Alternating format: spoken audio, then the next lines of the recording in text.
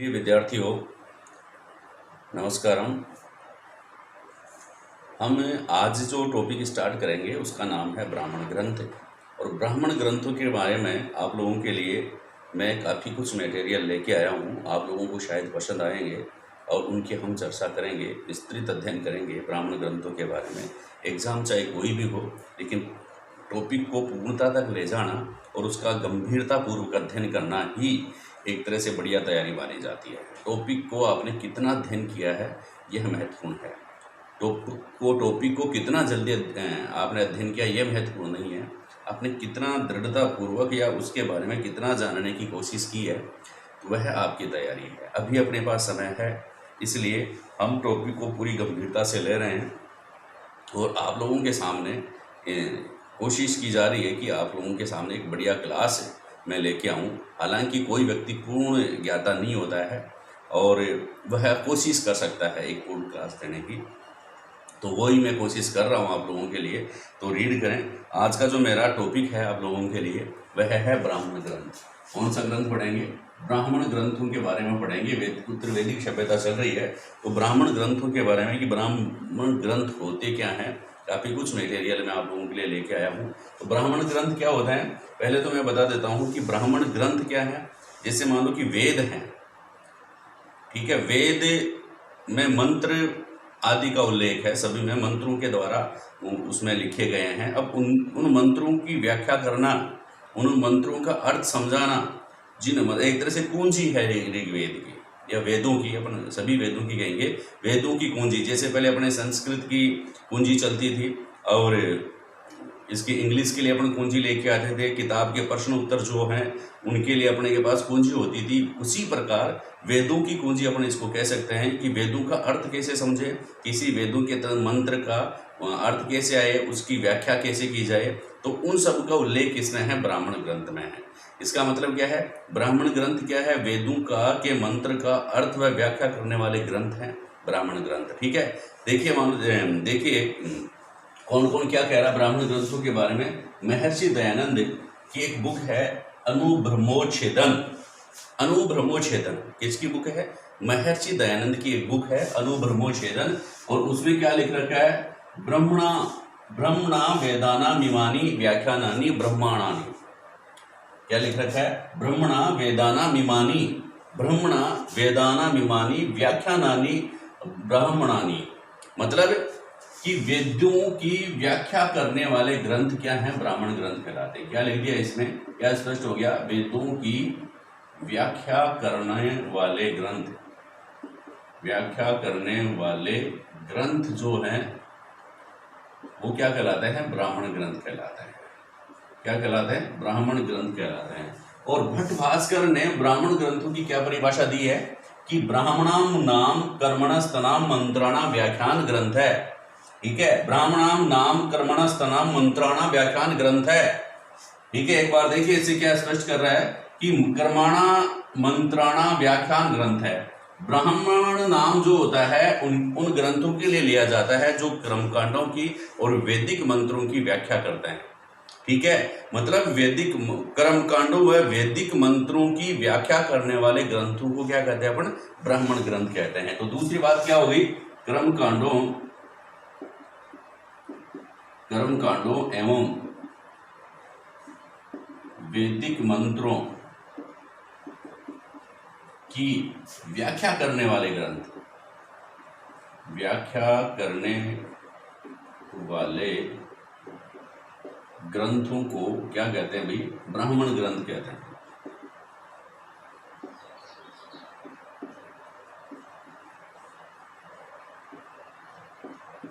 समझ रहे बात को?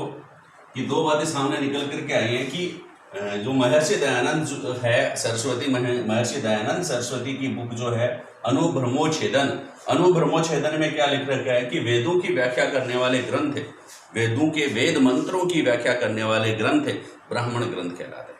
और ये जो भट्ट भास्कर जी हैं इनका जो सेंटेंस है वो क्या बताते हैं ब्राह्मण ग्रंथों के बारे में? ब्राह्मणम नाम कर्मणस्तनम मंत्राणाम व्याख्यान ग्रंथ है। ठीक है, तो ये कर्मकांडों में वैदिक मंत्रों की व्याख्या करने वाले जो ग्रंथ हैं उनको ही अपन क्या कहते हैं, ब्राह्मण ग्रंथ कहते हैं। उनको क्या कहते हैं भाई, ब्राह्मण ग्रंथ कहते हैं। अब इनकी अपन चर्चा करेंगे। देखिए ब्राह्मण ग्रंथों के बारे में क्या, संख्यात्मक, पहला जो संभावना है संख्यात्मक प्रश्नों की है कि ब्राह्मण ग्रंथों की संख्या कितनी है। संख्यात्मक ग्रंथ समझ गए ना आपको, मैंने संख्यात्मक प्रश्न अपन चर्चा करेंगे। तो ब्राह्मण ग्रंथों की संख्या है, उपलब्ध ब्राह्मण ग्रंथ, देखो उपलब्ध जो वर्तमान में उपलब्ध हैं, उपलब्ध ब्राह्मण ग्रंथों की संख्या है 18 ब्राह्मण ग्रंथ उपलब्ध हैं। कैसे हैं चर्चा करेंगे। और जो अनुपलब्ध हैं, जो उपलब्ध नहीं हैं, सिर्फ जिनकी चर्चा ही सुनी है अपन ने, उनका वर्णन किया गया, उपलब्ध नहीं है। ठीक है, ऐसे ब्राह्मण ग्रंथ जो उपलब्ध नहीं है, जिनका केवल नामों का पता है, और वो नाम तो जिनके पता है अपने को, लेकिन वास्तव में है नहीं, वो ग्रंथ कहाँ है पता नहीं है। ऐसा क्या, इसके कई कारण हो सकते हैं। और उपलब्ध नहीं, ऐसे ब्राह्मण ग्रंथ जो उपलब्ध नहीं है और जिनके नामों का उल्लेख किया गया है वह 21 है। वह कितने हैं, टोटल 21। उपलब्ध ब्राह्मण ग्रंथों की संख्या है 18, और जो उपलब्ध नहीं है, जिनके केवल नामों की चर्चा की गई है, जिनके केवल नामों की चर्चा की गई है। फर्स्ट संभावना से मैंने तलाश लिया आप लोगों को। पहले तो आपको डेफिनेशन पता होनी चाहिए थी कि ब्राह्मण ग्रंथ किसे कहेंगे, तो आप बता दिया कि ब्राह्मण ग्रंथ वे ग्रंथ होते हैं जिनके द्वारा वैदिक मंत्रों कर्मकांडों की व्याख्या की गई है। उनको वो बताते हैं कि वैदिक मंत्र का अर्थ क्या है, इसकी व्याख्या क्या है, और कर्मकांडों का अर्थ क्या है, कौन कौन से कर्मकांड किस समय करने होते हैं। ये जो व्याख्या करने वाले जो ग्रंथ हैं वो ब्राह्मण ग्रंथ कहलाते हैं। तो उपलब्ध ब्राह्मण ग्रंथों की संख्या 18 है, और जो उपलब्ध नहीं है, जिनके केवल नामों का पता है, अब वो नाम तो है लेकिन उपलब्ध क्यों नहीं है, क्या कि वो चले कम है मार्केट में। वो कहने का मतलब क्या है, उनके जो ऋषि जो थे, ऋषियों की यश कामना, उनकी यश कामना नहीं थी, यश कामना रहित थे, इसलिए वो ज्यादा लिखित में नहीं है, सिर्फ नामों का उनका उल्लेख है।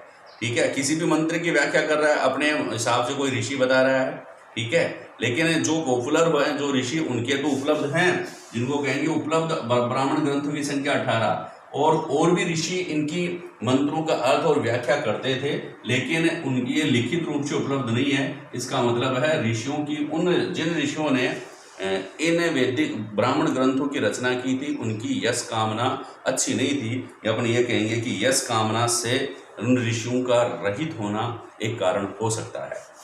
ठीक है, तो आप जाके ध्यान रखेंगे, उपलब्ध 18 और उपलब्ध नहीं 21। ठीक है, देखिए नेक्स्ट, अब आगे अपन चर्चा करेंगे कि कौन से 18 जो उपलब्ध ब्राह्मण ग्रंथ हैं वो कौन कौन से हैं।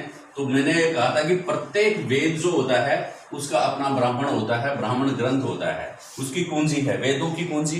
ठीक है, तो जो ऋग्वेद है, ऋग्वेद के टोटल 18 उपलब्ध हैं, उनकी अपन चर्चा कर रहे हैं। तो ऋग्वेद के ब्राह्मण ग्रंथ की कोई संख्या, पहले संख्यात्मक देखेंगे। ऋग्वेद के जो ब्राह्मण ग्रंथ हैं उनकी संख्या है 3। ठीक है, ऋग्वेद के ब्राह्मण ग्रंथों की संख्या कितनी है, 3। नंबर सेकंड, ऋग्वेद के बाद यजुर्वेद, यजुर्वेद के ब्राह्मण ग्रंथों की संख्या कितनी है बताइए। यजुर्वेद के जो ब्राह्मण हैं उनकी संख्या कितनी है, 3। ठीक है, फिर नंबर थर्ड, सामवेद, सामवेद के ब्राह्मण ग्रंथों की संख्या, सामवेद के जो ब्राह्मण ग्रंथ है उनकी संख्या टोटल है 11। ठीक है, मतलब 3, 3 और 11। और अथर्ववेद जो है, अथर्ववेद के ब्राह्मण ग्रंथों की संख्या है, ब्राह्मण ग्रंथों की संख्या वह केवल 1 है। ठीक है, तो 3, 3, 6, 11, 8, 17 और टोटल ब्राह्मण ग्रंथ हो गए कितने भाई, 18, जो वर्तमान में उपलब्ध है। आगे बात समझ में, ऋग्वेद के ब्राह्मण ग्रंथों की संख्या 3 है, ऋग्वेद सामवेद के 11 हैं, यजुर्वेद के भी 3 हैं, और अथर्ववेद का 1 ब्राह्मण ग्रंथ है। याद रखेंगे, आप लोगों से संख्यात्मक मान पूछे तो ये एकदम प्रमाणिक ज्ञान है, ऋग्वेद के ब्राह्मण ग्रंथों की संख्या 3 है, यजुर्वेद के ब्राह्मण ग्रंथों की संख्या 3 है, सामवेद के ब्राह्मण ग्रंथ 11 हैं और अथर्ववेद के ब्राह्मण ग्रंथ कितने हैं? 1 हैं। पहली संभावना आप लोगों ने क्लियर कर ली है, दिमाग में फीड कर ली है। अब अपन प्रत्येक वेद के ब्राह्मणों की थोड़ी थोड़ी चर्चा करेंगे जो आप लोगों के कंपटीशन में सहायक रहेंगे, ऐसा मेरा मानना है। और अगर सहायक भी नहीं रहेंगे तो आपको कॉन्फिडेंट लगेगा कि हाँ, मैं इस टॉपिक के बारे में मैंने कुछ अच्छा ज्ञान अर्जित किया है, कुछ अच्छा नॉलेज मेरे को है, और यह कॉन्फिडेंस लेवल ही अपने को ऊपर तक ले जाएगा, लक्ष्य तक ले जाएगा। देखिए अब अपन चलेंगे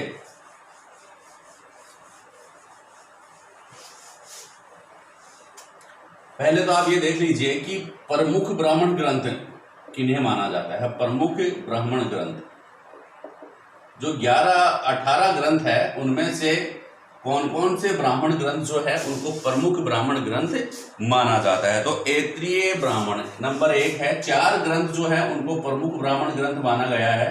तो ऐत्रेय ब्राह्मण, कौन सा? ऐत्रेय ब्राह्मण ग्रंथ, ब्राह्मण नहीं है, इनको ब्राह्मण ग्रंथ पढ़िए, ऐत्रेय ब्राह्मण ग्रंथ। फिर नेक्स्ट शतपथ, ऐत्रेय शतपथ।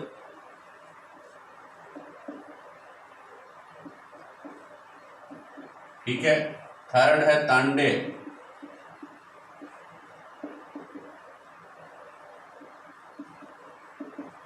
और फोर्थ है Gopatha.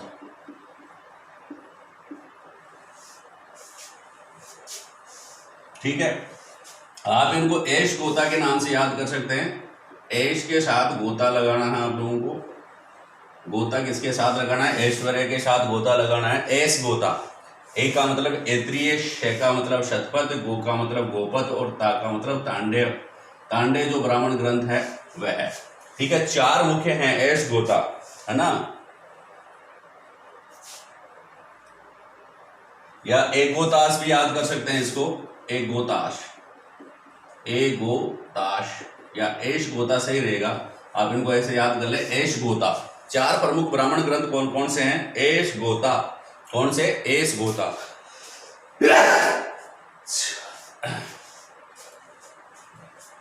Sorry.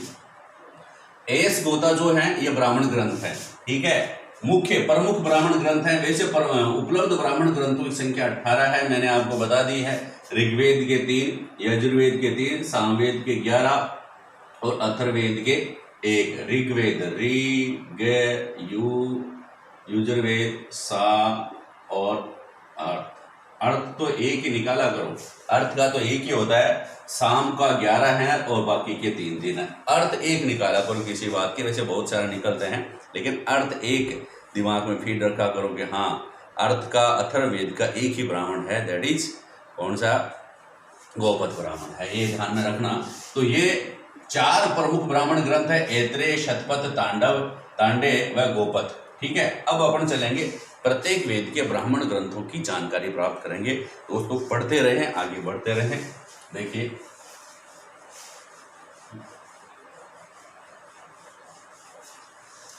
Number first, Rigveda के ब्राह्मण।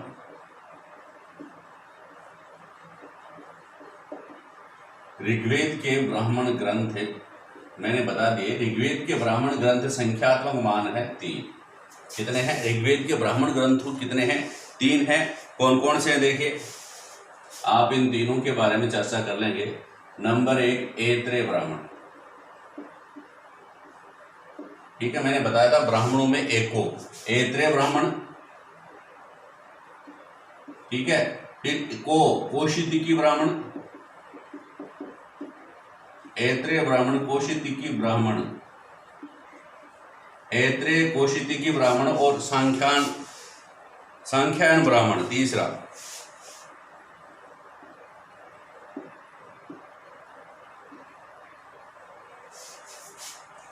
ठीक है, खायन ब्राह्मण, ये ध्यान में रखेंगे। वैसे एको संख्या ऐसे ध्यान रखेंगे, ऋग्वेद का एको तो है, ब्राह्मणों में एका था, एको संख्या, एको सांख्यान ब्राह्मण जो हैं वो किसके हैं? ऋग्वेद के हैं। एक एक छोटी सी बात है वो ध्यान में रखेंगे। ऐत्रेय ब्राह्मण, इसका इसका जो संपादक है या ऐत्रेय नाम से है आप सही कर देंगे, ऐत्रेय महीदास है। ऐत्रेय महीदास जो इत्रा के पुत्र थे, इत्रा के पुत्र, किसके द्वारा, ऑप्शन में ये आ जाए कि नाम नहीं दे इत्रा महीदास का, तो आप लिखेंगे इत्रा के पुत्र द्वारा इसकी रचना की गई। इत्रा के पुत्र, इत्रा के पुत्र का नाम था ऐत्रेय महीदास, ऐत्रेय महीदास। इन्होंने इसकी रचना की थी भाई, ऐत्रेय महीदास ने ऐत्रेय ब्राह्मण ग्रंथ की रचना की। और इसकी खास बात है, इसमें 8 पंचिकाएं हैं और प्रत्येक पंचिका में 5 अध्याय हैं। खास बात ये ध्यान रखेंगे, पूछ लें 8 पंचिकाएं, ज्यादा डिटेल्स आप नहीं जाने, इतना देख लें कि हाँ भाई अपने को कुछ एक्स्ट्रा है। 8 पंचिकाएं हैं और प्रत्येक पंचिका में 5 अध्याय हैं। प्रत्येक पंचिका में कितने हैं भाई, 5 अध्याय हैं। तो टोटल अध्यायों की संख्या हो गई 40। कितने अध्याय हो गए, 40 अध्याय हो गए। कौन से में, ऐत्रेय ब्राह्मण में अध्यायों की संख्या 40, ठीक है। टोटल पंचिकाओं की संख्या 8, प्रत्येक पंचिका में 8 पंचिकाएं हैं तो प्रत्येक पंचिका में 5 अध्याय हैं, ठीक है। तो इनकी संख्या कितनी हो गई भाई, नाम ही पंचिकाएं हैं, 8 पंचिकाएं हो गई, तो प्रत्येक पंचिका में कितने अध्याय होने चाहिए, 5 हैं, तो टोटल अध्यायों की संख्या हो गई 40। तो आप लोगों से पूछे ऐत्रेय ब्राह्मण में कुल अध्यायों की संख्या कितनी है, 40 है। कौशितिकी ब्राह्मण जो है ये भी ऋग्वेद का ब्राह्मण, और सांख्यान ये भी ऋग्वेद का ब्राह्मण है, इसके 30 अध्याय हैं। कौशितिकी ब्राह्मण को अगर आपको अर्थ अध्ययन करना है तो ये कौन सी ले, कौशितिकी ब्राह्मण की, उसमें 30 अध्याय हैं। और संख्यायन ब्राह्मण जो है इसके भी 30 अध्याय हैं। ये ध्यान में रखना, ये ऋग्वेद के ब्राह्मण ग्रंथ है। अब नेक्स्ट लेंगे अपन, याद हो गए होंगे। पहले तो आप फर्स्ट ऑफ ऑल ये ध्यान रखें कि कौन सा ब्राह्मण किसका है। तो एको संख्या सारंख्यान जो है ब्राह्मण ग्रंथ, ये भी ऋग्वेद का है। एको ऐत्रेय और को का मतलब कौशितिकी ब्राह्मणों, ऋग्वेद में के ब्राह्मण ग्रंथ में एको संख्या थी। एको संख्या ना, संख्यान याद रह जाएगा। एको संख्या ऋग्वेद, एको संख्या ऋग्वेद, एको संख्या ऋग्वेद। याद रखेंगे कि कोई भी है शब्द अपने से बात करते हैं, कॉन्फिडेंटली आप पढ़ें, समझें, बात करें, जल्दीबाजी नहीं करें, ठीक है। तो टॉपिक जब तक एक बार पढ़ लेंगे तो बार बार पढ़ने की आवश्यकता नहीं पड़ेगी, और रिवीजन मस्ट है, फटाफट रिवीजन हो जाएगा, ठीक है। नेक्स्ट अपन चर्चा करेंगे किसकी, ऐत्रेय ब्राह्मण के बाद, इसकी ऋग्वेद के बाद यजुर्वेद। यजुर्वेद के जो ब्राह्मण ग्रंथ है, यजुर्वेद के ब्राह्मण ग्रंथ, यजुर्वेद के ब्राह्मण ग्रंथों की अपन चर्चा करने जा रहे हैं। यजुर्वेद के कौन कौन से ब्राह्मण ग्रंथ है, देखिए इसके भी 3 ब्राह्मण ग्रंथ है। वैसे 3 ब्राह्मण ग्रंथ है। इंपॉर्टेंस लास्ट में मैं शेयर करूंगा, आप लोगों के साथ क्लास में बने रहें भाई। इंपॉर्टेंट जो होता है ना, इससे एग्जाम्स में पूछे गए पर्सन जो कि ब्राह्मणों से संबंधित, ब्राह्मण ग्रंथों से संबंधित हैं, उनके बारे में अपन चर्चा करेंगे। तो कौन कौन से देखिए, नंबर 1 है तैत्तिरीय, ठीक है। मध्यान्ह शतपथ, माध्यान्ह शतपथ ब्राह्मण है। माध्यान्ह शतपथ ब्राह्मण,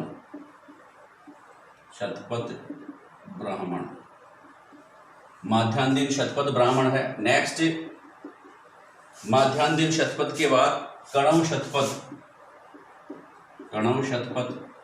ब्राह्मण, यानी कि शतपथ ब्राह्मण आ रहा है इसमें। एक यजुर्वेद कृष्ण, थर्ड यजुर्वेद कृष्ण या कृष्ण यजुर्वेद तैत्तिरीय ब्राह्मण।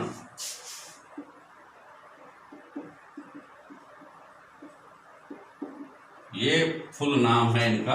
मध्यान्ह मतलब शतपथ ब्राह्मण है, 2 तो शतपथ ब्राह्मण हो गए, एक तैत्तिरीय ब्राह्मण है। तो शतपथ ब्राह्मण किसका है, अगर आप लोगों से पूछे सीधा प्रश्न, तो यजुर्वेद का। ये पूरा नाम है माध्यान्ह शतपथ ब्राह्मण, और कणव शतपथ ब्राह्मण है। ये यजुर्वेद कृष्ण यजुर्वेद तैत्तिरीय ब्राह्मण है।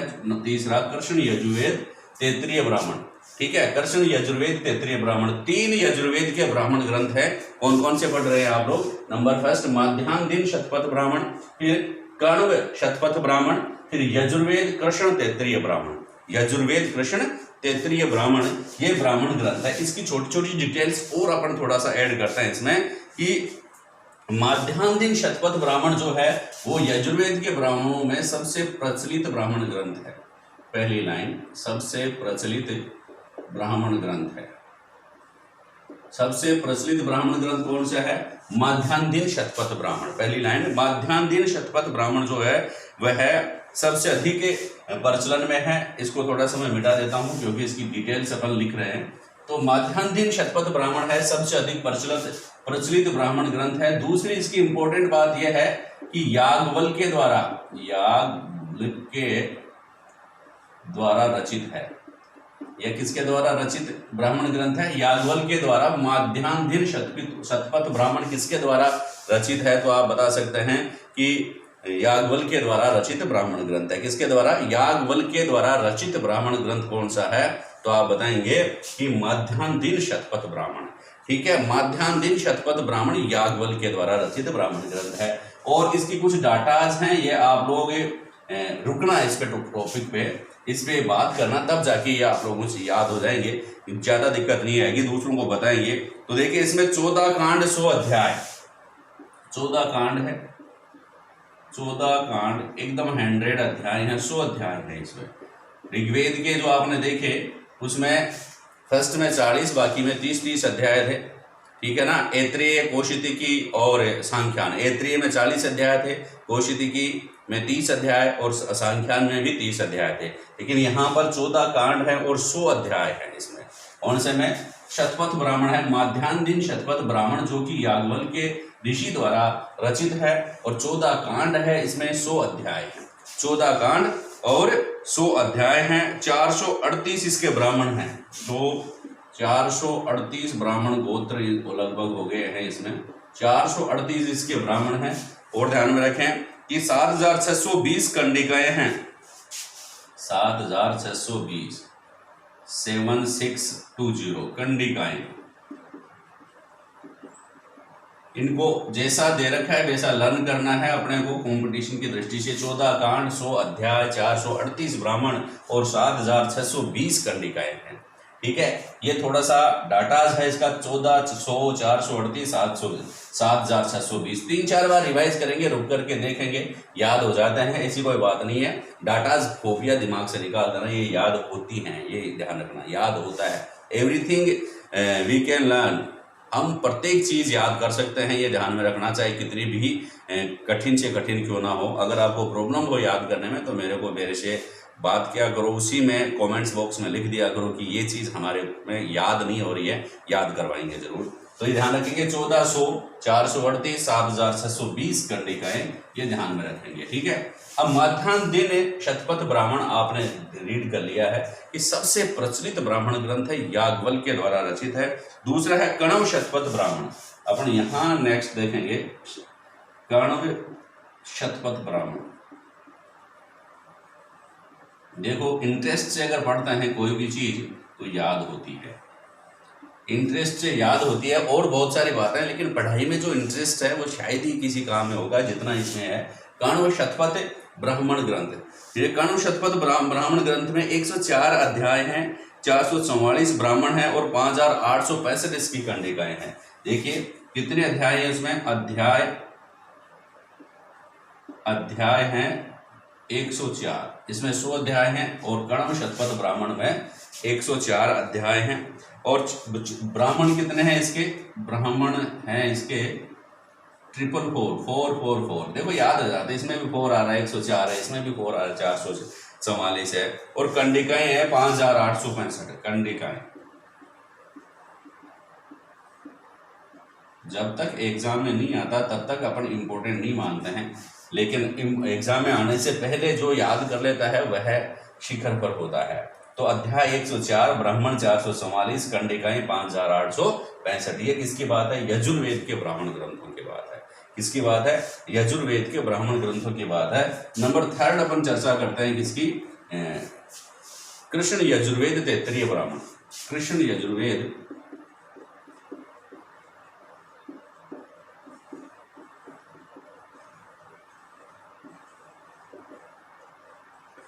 कृष्ण यजुर्वेद तैत्तिरीय ब्राह्मणों के डाटाज आप लोगों को फीड होना चाहिए। देखो इसमें जो ये 1% इसमें है, इसको वाद स्नेह ब्राह्मण ग्रंथ भी कहते हैं। वाद स्नेह ब्राह्मण ग्रंथ, ठीक है। वाद स्नेह ब्राह्मण ग्रंथ किसको कहते हैं? माध्यान्ह शतपथ ब्राह्मण जो है उसको वाद स्नेह ब्राह्मण ग्रंथ भी कहते हैं। अब इसमें तैत्तिरीय में 3 अष्टक हैं, ये ध्यान रखेंगे। कर्षण यजुर्वेद तैत्तिरीय ब्राह्मण में 3 अष्टक हैं और आप लोगों को पता है इसकी रचना तैत्तिरीय ने की थी। वैशंपायन के शिष्य तैत्तिरीय ने इनकी रचना की थी। अब अपन चर्चा करेंगे किसमें, प्रश्न पूछ ले 3 अष्टक हैं इसमें। कर्षण यजुर्वेद तैत्तिरीय ब्राह्मण किसका है? यजुर्वेद का है। माध्यान्ह शतपथ ब्राह्मण किसका है? यजुर्वेद का है। कण्व शतपथ ब्राह्मण किससे संबंधित है? यजुर्वेद से संबंधित है। अब बहुत ही थोड़ा सा टाइम लगेगा आप लोगों को कि आप सामवेद के जो ब्राह्मण है उसको याद करने से, पढ़ने से पहले चलो सामवेद के 11 पढ़ ही लेते हैं, छोड़ेंगे नहीं। चलो देखिए, सामवेद के 11 ब्राह्मण ग्रंथ। सामवेद के ब्राह्मण ग्रंथ, पहले तो उनको अपने को नाम याद होना चाहिए। पर्सन बन सकता है कि निम्नलिखित में से कौन सा सामवेद का ब्राह्मण ग्रंथ नहीं है, ठीक है। तो आप लोग ध्यान में रखना कि 11 ब्राह्मण ग्रंथ, उपलब्ध ब्राह्मण ग्रंथों की अपन चर्चा कर रहे हैं, तो मैं कुछ हिसाब से ही इनको आप लोगों को याद करवाऊंगा। सामवेद के ब्राह्मण ग्रंथ,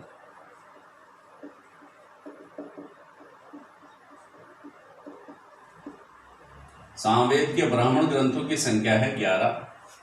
अब पहला काम अपने को उनको याद करना है। सामवेद के जो ब्राह्मण ग्रंथ है ना, उनको अपने को 11 नाम याद करने हैं। तो तांडे षड मंत्र देव कैसे याद करेंगे? मैंने एक अक्षरों को जोड़ने की कोशिश की है, उनके 11 नामों को एक तरह से इस सीक्वेंस में जोड़ने की कोशिश की है कि जब आप इनको रीड करेंगे तब दिमाग में फीड करेंगे, ये ध्यान में रखना। और एक तरह से कड़ी बन जाएगी, ठीक है ना।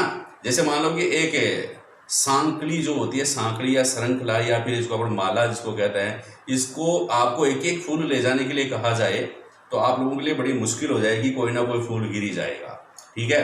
लेकिन अगर इसको माला प्रयोग करके आप लोगों को दे दी जाए तो वह आप लोग आसानी से उसको ले जा सकते हो। तो यही बात है अपनी रीडिंग की है। अगर ज़्यादा मटेरियल है तो उसको एक माला में पिरोना जरूरी होता है। तो शब्दों की माला के रूप में आप लोगों को मैं बताने की कोशिश कर रहा हूँ कि सामवेद के 11 कौन कौन से हैं, कैसे याद करेंगे।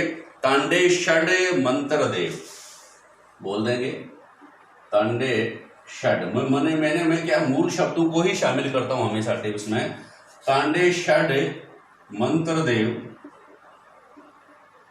ठीक है। तांडे षड मंत्र देव, ये 4 सामवेद के ब्राह्मण ग्रंथ आ चुके हैं इसमें। दूसरी लाइन में आप क्या लिखेंगे कि साम संहिता वंश जैम, साम संहिता वंश जैम, साम संहिता वंश जैम, और फिर जैम आरसे उपनिषद। थर्ड लाइन में जैम आर से, जैम लिख दिया, फिर जैम आर से उपनिषद।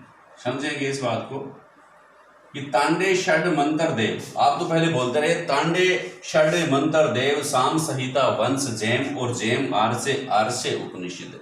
जैम आर से, जैम आ गया तो जैम आर से उपनिषद याद हो जाएंगे। जैम आर से उपनिषद, ठीक है। आप लोग दिमाग में रहेगी बात कि तांडे षड मंत्र देव। अब मैं यहां इनको थोड़ा सा बता रहा हूं आप लोगों को कि 11 यहां तक आ ही जाएंगे अपने। पहले उधर से स्टार्ट करेंगे, चलो यहां से स्टार्ट करेंगे 11 के बारे में कि कौन कौन से 11 ब्राह्मण ग्रंथ है किसके सामने। नंबर फर्स्ट स्टार्ट है तांडे, ये प्रमुख ब्राह्मण ग्रंथों में आता है। तांडे ब्राह्मण ग्रंथ ये सामवेद का है। तांडे ब्राह्मण ग्रंथ किसका है? सामवेद का है। फिर षड का मतलब हो गया षडविश, षडविश ब्राह्मण ग्रंथ भी किसका है? षड का मतलब षडविश ब्राह्मण ग्रंथ किसका है? सामवेद का है। फिर मंत्र ब्राह्मण ग्रंथ, मंत्र भी आप ऐसे कैसे याद कर सकते हैं, मंत्र ब्राह्मण ग्रंथ भी सामवेद का है। फिर देव में क्या लिख रखा है? देव का मतलब है देवत या देवताध्याय, देवत या देवताध्याय, देवत या देवताध्याय, ठीक है, जिसमें देवता लिखा हुआ आ गया, देवत या देवता अध्याय, वह किसका है? सामवेद का है। तो 4 ब्राह्मण ग्रंथ आप लोग याद कर चुके हैं। पहली लाइन में तांडे षड मंत्र देव, तांडे षड मंत्र देव, तांडे षड मंत्र देव, तांडे षड मंत्र देव, साम संहिता वंश जैम, साम संहिता वंश जैम, और जैम आर से उपनिषद, जैम आर से उपनिषद, तांडे षड मंत्र देव, साम संहिता वंश जैम, जैम आर से उपनिषद, फेम। ये तकिया कलाम हो जाएगा फेम कि तांडे षड मंत्र देव, साम संहिता वंश जैम, जैम आर से उपनिषद फेम। ठीक है, साम संहिता वंश जैम, जैम आर से उपनिषद फेम।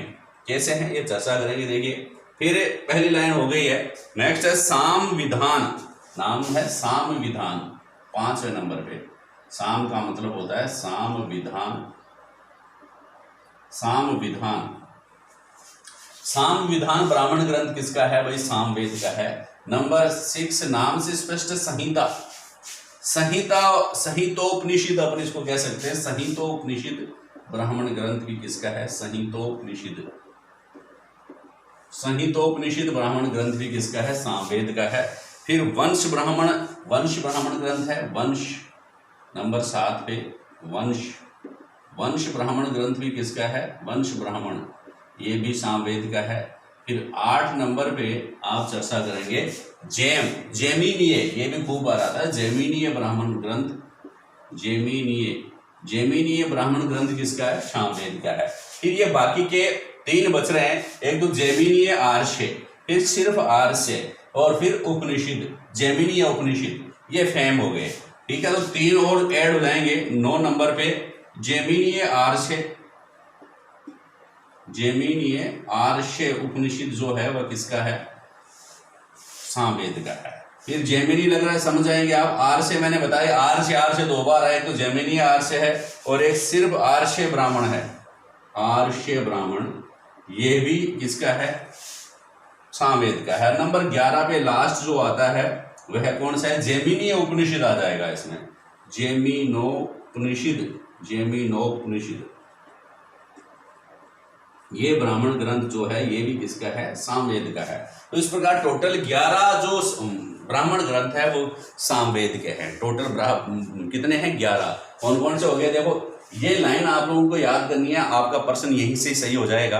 बाकी की डिटेल्स अपन चर्चा कर रहे हैं कि तांडे षड मंत्र देव, कैसे याद करेंगे? तांडे षड मंत्र देव बोलेंगे, बाहर जाके भी बोलेंगे, एक बार बोल करके आ जाएंगे कि हाँ, पढ़ने के बाद जब बाहर जाओगे तो आप कहीं भी रास्ते में गुनगुना देना। अगर दिमाग में आ गया तो ठीक है, नहीं आया तो एक बार फिर से क्लास सुन लेना कि क्या है। तांडे षड मंत्र देव, तांडे षड मंत्र देव, ये तो लाइन आपको याद हो जाएगी। तांडे षड मंत्र देव, ठीक है, तांडे षड मंत्र देव, साम संहिता वंश जैम, साम संहिता वंश जैम, और जैम आर से उपनिषद फेम, जैम आर से उपनिषद फेम।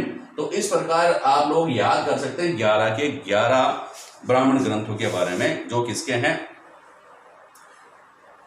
सामवेद के हैं। अब इसमें कुछ डाटा हैं, तो आप ध्यान में रखें कैसे कि इसमें 2 शब्द आ रहे हैं। एक तो 25 प्रपाठक है, इसमें 25 प्रपाठक, 25 प्रपाठक। सामवेद में प्रपाठकों की संख्या कितनी है? 25 प्रपाठक है, और 347 खंड है, 347 खंड। याद रखेंगे एक बार कि हो सकता है प्रश्न बढ़ जाए, तो 25 प्रपाठक और 347 खंड किसमें है? तांडे ब्राह्मण ग्रंथ में है। फिर नेक्स्ट है षड्विश, 26 आचार्य तांडी व उसके शिष्यों ने इसका निर्माण किया था। इसका भी आचार्य तांडी, जो इसने तांडे जो है ना, इसने आचार्य तांडे ने इसका निर्माण किया था। उसी प्रकार षड्विश का निर्माण भी किसने किया था? तांडी ने। इंपोर्टेंट कैसे है? आचार्य तांडी, आचार्य लिख लेना आप, है ना, आचार्य तांडी ने इसका, तांडी व उसके शिष्यों ने। भाई आप लोगों से पूछ ले कि षड्विश का आचार्य तांडी व उसके शिष्य ने किसका निर्माण किया था, तो ऑप्शन में कौन से ब्राह्मण ग्रंथ का? ऑप्शन में तांडे आ जाए तब तो आप कर ही देंगे, और तांडे के साथ साथ तांडे नहीं आए, इसके अलावा षड्विश मंत्र देवता ये आ जाए तो फिर आप लोगों को कंफ्यूज हो सकता है। तो षड्विश ब्राह्मण ग्रंथ की रचना भी किसने की है? आचार्य तांडी ऋषि ने और उसके शिष्यों ने की है। इसके 5 प्रपाठक और 48 खंड है। षड्विश के 5 प्रपाठक और 48 खंड।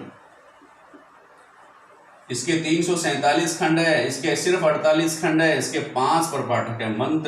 मंत्र ब्राह्मण जो है, मंत्र ब्राह्मण में 2 प्रपाठक है और 16 खंड, 16 मंत्र, 2 प्रपाठक है। देखो नाम और 16 खंड है ना, तो आप लोग याद है 2 16 का मतलब 2 तो प्रपाठक हैं और 16 खंड है, 16 मंत्र, 16 मंत्र, 16 मंत्र मेरे को भी 2, मतलब मंत्र ब्राह्मण ग्रंथ में 2 प्रपाठक हैं और 16 क्या है? खंड है। देवथ या देवताध्याय, देवताओं का अध्याय है, तो आकार की दृष्टि से ये छोटा है। इसमें एक लाइन ध्यान में रखेंगे, आकार की दृष्टि से छोटा ब्राह्मण ग्रंथ है, आकार छोटा, ये बात लिख दी है मैंने, आकार की दृष्टि से छोटा ब्राह्मण ग्रंथ है। और इसमें 3 खंड है और 62 कंडिकाएं हैं। 3 खंड, प्रपाठक नहीं आ रहे इसमें, 3 खंड और 62 कंडिकाएं हैं। 62 क्या है? कंडिकाएं हैं, ये ध्यान में रखेंगे। 3 खंड 62 कंडिकाएं, कंडिकाएं, ठीक है। इन शब्दों का आप विस्तृत अध्ययन और कर सकते हैं, लेकिन नेक्स्ट क्लास में बताऊंगा प्रपाठक क्या होते हैं, कंडिकाएं क्या होती हैं। देवथ देवताध्याय 3 खंड और 62 कंडिकाएं हैं इसमें देवताध्याय में छोटा ये ब्राह्मण ग्रंथ है, 3 खंड है और 62 कंडिकाएं हैं। कौन से में? देवता, 3 खंड 62 कंडिकाएं, ये शब्द आप ध्यान में रखेंगे। और साम विधान, इसमें यह है अभिचार या आदि कर्मों से संबंधित है। साम विधान, अभिचार या एवं एंड आदि कर्मों से, ये शब्द जो हैं मैंने इसलिए शामिल किए हैं कि इनको आपको हूबहू याद करना है। अभिचार एवं आदि कर्मों से संबंधित सामवेद का कौन सा ब्राह्मण ग्रंथ है? तो आप बताएंगे साम विधान जो है वो अभिचार व आदि कर्मों से संबंधित ब्राह्मण ग्रंथ है, ठीक है। इसमें 3 प्रपाठक और 25 खंड है। 3 प्रपाठक व 25 खंड। भाई साम विधान में 3 प्रपाठक व 25 खंड है। एक दो बार बात करेंगे ना तो आपके दिमाग में फीड हो जाएगा। 5 48, षड्विश में 5 48 हैं, तांडे में 25 347, 25 प्रपाठक और 347 खंड हैं। संहितोपनिषद में 1 प्रपाठक और 5 खंड, सिर्फ 1 प्रपाठक और 5 खंड, 1-5 संहिता। 1-5 संहिता आप याद कर सकते हैं। 1-5 संहिता, 1 प्रपाठक है और 5 खंड इसमें है। वंश ब्राह्मण जो है इसमें 3 खंड है। वंश ब्राह्मण में कितने खंड हैं? 3 खंड हैं, ये ध्यान रखना, ये इंपॉर्टेंट है, क्योंकि इसमें सामवेद के जितने भी आचार्य हैं उनकी वंश परंपरा दी गई है, ठीक है। क्या लिखेंगे? सामवेद के आचार्यों की वंश परंपरा किसमें दी गई है? सामवेद ब्राह्मण में। सामवेद के आचार्यों की वंश परंपरा दी गई है।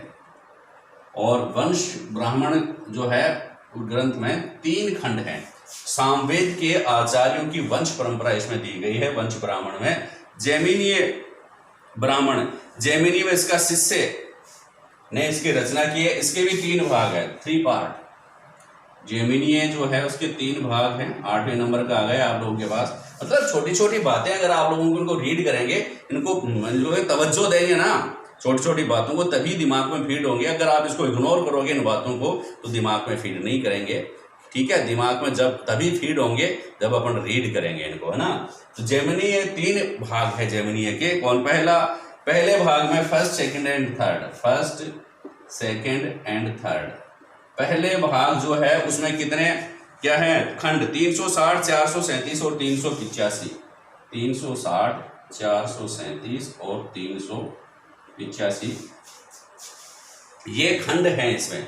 जैमिनीय में के 3 भाग हैं। प्रथम भाग में 360 खंड है, द्वितीय भाग में 437 खंड है और तृतीय भाग में 385 खंड हैं। ये भी आप लोग ध्यान में रखेंगे, ठीक है। अब है नेक्स्ट है जैमिनीय आर्ष्य और जैमिनीय उपनिषद जो है वो आप लोग ध्यान में रखेंगे। आर्ष्य और बता देता हूं, आर्ष्य ब्राह्मण जो है वो सामवेद की कोथूम शाखा को मानने वाले हैं। आर्ष्य ब्राह्मण कौन से हैं? सामवेद की आर्ष्य ब्राह्मण ग्रंथ, सामवेद की कोथूम शाखा को, सामवेद की कोथूम शाखा को मानने वाले ब्राह्मणों का यह ग्रंथ है। सामवेद की कोथूम शाखा से संबंधित ब्राह्मणों का ब्राह्मण ग्रंथ है ये। और इसमें देखिए क्या है, सामवेद के सामगानों का उल्लेख है, सामगानों का उल्लेख। आर्ष्य में किसका उल्लेख है? सामगानों का उल्लेख है। सामगानों का उल्लेख किसमें है भाई? आर्ष्य ब्राह्मण ग्रंथ में सामगानों का उल्लेख है। और इसकी खास बात यह है कि इसके 3 प्रपाठक और 82 खंड है। 3 प्रपाठक और 82 खंड, 3 प्रपाठक और 82 खंड हैं। तो इस प्रकार से ये सामवेद से संबंधित महत्वपूर्ण ब्राह्मण ग्रंथ आप लोग रीड कर चुके हैं। ठीक है, अब लास्ट अपना बचता है, कौन सा ब्राह्मण ग्रंथ बचता है भाई? कौन सा वेद बच गया? सामवेद, ऋग्वेद हो गया, यजुर्वेद हो गया, सामवेद हो गया। अब अथर्ववेद का ब्राह्मण ग्रंथ सिर्फ एक है, अभी फिनिश कर देते हैं और फिर इसके इंपॉर्टेंस देखेंगे, कैसे इनको अपन महत्वपूर्ण प्रश्न क्या है इनके देखिए चर्चा करते हैं।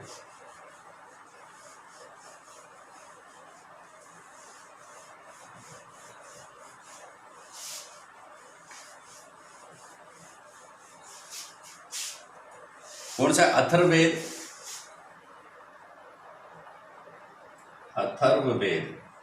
अथर्ववेद का सिर्फ एक, केवल एक ब्राह्मण ग्रंथ है। कौन सा है? कौन सा हो गया? गोपथ ब्राह्मण है। कौन सा है? गोपथ ब्राह्मण ग्रंथ है। आप लोगों को ध्यान रखना, गोपथ का भी कोई अर्थ है भाई, गोपथ ब्राह्मण ग्रंथ। थोड़ी सी डिटेल्स और देख लेते हैं ब्राह्मण ग्रंथ गोपथ के बारे में। ठीक है, गोपथ ब्राह्मण ग्रंथ के 2 भाग हैं। देखिए यहां लिख रहा हूं मैं, इसको हिसाब से रीड करेंगे। गोपथ ब्राह्मण जो है, गोपथ ब्राह्मण ग्रंथ के 2 भाग हैं। एक तो पूर्व भाग, एक उत्तर भाग। नंबर 1 पूर्व भाग और नंबर 2 उत्तर भाग। उत्तर का मतलब बाद का, पहले का और बाद का, 2 भागों में अपन डिवाइड करते हैं इसको, पूर्व भाग और उत्तर भाग। पूर्व भाग में 5 प्रपाठक है, इसमें 5 प्रपाठक हैं और उत्तर भाग में 6 प्रपाठक हैं। उत्तर भाग में कितने प्रपाठक हैं? 6 प्रपाठक हैं। आप लोगों से पूछ ले, कोई भी मेंस एग्जाम में भी आ गया गोपथ ब्राह्मणों पे टिप्पणी लिखी, आ रहे मेंस में आ गया गोपथ ब्राह्मण लिख दिया, कुछ नहीं बोलता वो कि टिप्पणी लिखिए, व्याख्या कीजिए, कुछ ही नहीं है। या अथर्ववेद का ब्राह्मण ग्रंथ कौन कौन से? इन ब्राह्मण ग्रंथों के बारे में अगर लिखना पड़े तो बड़ी मुश्किल हो जाती है कि क्या लिखें। तो अगर टिक लगाना है तो कोई कैसे भी लगा देंगे। आप दोनों ही शैली में मैं बताने की कोशिश कर रहा हूँ। यह जो क्लास मेंस के लिए भी उपयोगी है और उतनी ही उपयोगी प्रीलिम्स के लिए भी है। तो पूर्व भाग में 5 प्रपाठक पाए जाते हैं, उत्तर भाग में 6 प्रपाठक पाए जाते हैं। किसके? गोपथ ब्राह्मण के। ठीक है, और देखिए कुल मिलाकर के ये 11 प्रपाठकों का ग्रंथ हो गया ब्राह्मण ग्रंथ। कितना? 11 प्रपाठक। कुल प्रपाठक कितने पाए जाते हैं भाई गोपथ ब्राह्मण में कुल प्रपाठकों की संख्या कितनी है? तो 11 प्रपाठक हैं। कितने प्रपाठक हैं? 11 प्रपाठक हैं। ठीक है, गोपथ ब्राह्मण में प्रपाठकों की संख्या टोटल हो गई 11। कैसे? पूर्व भाग जो है इसका, उसमें 5 प्रपाठक हैं और उत्तर भाग जो है इसके 6 प्रपाठक हैं। इसमें क्या खास बात है? इसमें एक के स्थान पर बहुत से यज्ञों के नाम लिखे हुए हैं। और खास बात देखिए, इसमें एक ही स्थान पर खूब सारे यज्ञों के नाम लिखे हुए हैं। बहुत सारे यज्ञों के नाम, स्थान पर बहुत सारे यज्ञों के नाम लिखे हैं। एक तो ये खास बात ध्यान में रखेंगे। दूसरी इंपॉर्टेंट बात गोपथ ब्राह्मणों से क्या है, इसमें क्या है, 2 यज्ञों का विशेष अरिष्टि, अग्निशेम व अश्वमेध यज्ञों के बारे में बताया गया है। कौन कौन से यज्ञों के बारे में? अग्निशेम यज्ञ और अश्वमेध यज्ञ, इनकी चर्चा भी इसमें की गई है।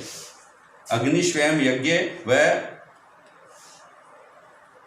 इसको अग्निष्टोम है, अग्निष्टोम यज्ञ, अग्निष्टोम यज्ञ व अश्वमेध यज्ञों के बारे में जानकारी इसमें दी गई है। किसमें भाई? गोपद ब्राह्मण ग्रंथ में दी गई है। और ओंकार या ओम की 3 ध्वनियों के बारे में भी इसमें बताया गया है। ओम की 3 ध्वनियों के बारे में बताया गया है। इसमें गायत्री का भी विशेष वर्णन किया गया है, गायत्री का विशेष वर्णन किया गया है। ये भी इंपॉर्टेंट बात है, गायत्री का विशेष वर्णन इसमें किया गया है। तो खास बात ध्यान में रखेंगे, गोपद ब्राह्मण की एक स्थान पर बहुत सारे यज्ञों के नाम दिए गए हैं और अग्निष्टोम व अश्वमेध यज्ञ के बारे में बताया गया है, ओंकार की 3 ध्वनियों के बारे में बताया गया है और गायत्री का विशेष वर्णन इसमें किया गया है। और वशिष्ठ ऋषि जो गुरु वशिष्ठ थे, उनके विपाट नदी के मध्य वशिष्ठ के आश्रमों का उल्लेख, कौन सी नदी का? विपाट नदी, यहां लिख रहा हूं विपाट नदी, एक नदी का नाम है। इसके मध्य की घाटियों में गुरु वशिष्ठ के विभिन्न आश्रमों के बारे में बताया गया है। गुरु वशिष्ठ के गुरु